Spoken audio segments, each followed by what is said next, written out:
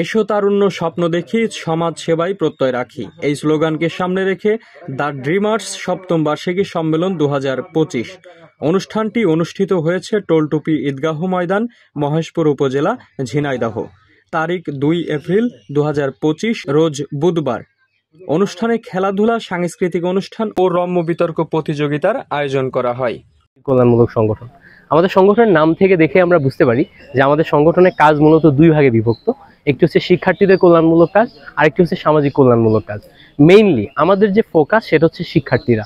আমরা যারা এই সংগঠনকে পরিচালনা করি আমরা সবাই শিক্ষার্থী। আমরা বিভিন্ন ইউনিভার্সিটিগুলোতে, মেডিকেল কলেজগুলোতে কিংবা ইঞ্জিনিয়ারিং ইউনিভার্সিটিগুলোতে পড়াশোনা করি এবং আমরা এখানে পড়াশোনা করা অবস্থায় চিন্তা করে দেখছি যে আমাদের এলাকা থেকে এই সমস্ত ইউনিভার্সিটিগুলোতে বা উচ্চশিক্ষায় যারা যায় এরকম সংখ্যা খুবই কম। সো এই জায়গাতে আমরা চেষ্টা করছি একটা নেটওয়ার্ক ডেভেলপ করতে, যাতে আমাদের এলাকার শিক্ষার্থীদের আমরা সহযোগিতা করার মাধ্যমে তাদেরকে উচ্চশিক্ষার জন্য এই সমস্ত বাংলাদেশের টপ ক্লাস পাবলিক ইউনিভার্সিটিতে পৌঁছায় দিতে পারি। শিক্ষার্থীদের কল্যাণমূলক আমরা কি কাজ করি আমরা যদি একটু খেয়াল করে দেখি, আমাদের শিক্ষার্থীরা যারা গ্রামে বসবাস করে তাদের ভিতরে বিভিন্ন প্রতিযোগিতামূলক পরীক্ষা সম্পর্কে ধারণা খুব কম, ইউনিভার্সিটি সম্পর্কে ধারণা খুব কম। এজন্য আমরা তাদের জন্য ক্যারিয়ার গাইডলাইন সেমিনার নামে ক্লাস 9-10 থেকেই বিভিন্ন ইউনিভার্সিটি সম্পর্কে, সেখানে কিভাবে চান্স পেতে হবে বা এই টাইপের বিষয়গুলো সম্পর্কে ধারণা দেওয়ার পর্যাপ্ত পরিমাণে চেষ্টা করি। পাশাপাশি যারা দরিদ্র মেধাবী শিক্ষার্থী আছে তাদেরকে আমাদের এই কমিউনিটি চাঁদা তুলে তাদেরকে সবসময় পাশে থেকে রেজিস্ট্রেশনের টাকা থেকে শুরু করে বিভিন্নভাবে সাহায্য করে থাকে। পাশাপাশি সামাজিক কল্যাণমূলক বিভিন্ন কাজেও আমরা সম্পৃক্ত, যেমন এর ভিতরে খুব মেজর একটা কাজ হচ্ছে রক্তদান কর্মসূচি।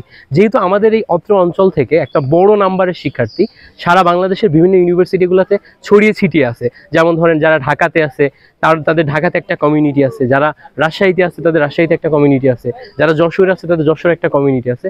সো আমাদের অত্র অঞ্চল থেকে যারা অসুস্থ রোগী বিভিন্ন জায়গাতে চিকিৎসা সেবা নিতে যায়, তারা দেখা যায় যে বিভিন্ন সময় রক্তের সংকটে ভোগে কিংবা চিকিৎসা সেবার জন্য প্রকৃত একটা গাইডলাইন চাই। তো আমাদের এখানকার শিক্ষার্থী যারা বিভিন্ন জায়গাতে কমিউনিটি আছে তারা চেষ্টা করে রক্তদানের মাধ্যমে তাদেরকে পাশে এগিয়ে আসতে কিংবা গাইডলাইন দেওয়ার মাধ্যমে বিভিন্ন জায়গাতে তাদেরকে ওই মেডিকেল সাপোর্টটা দিতে।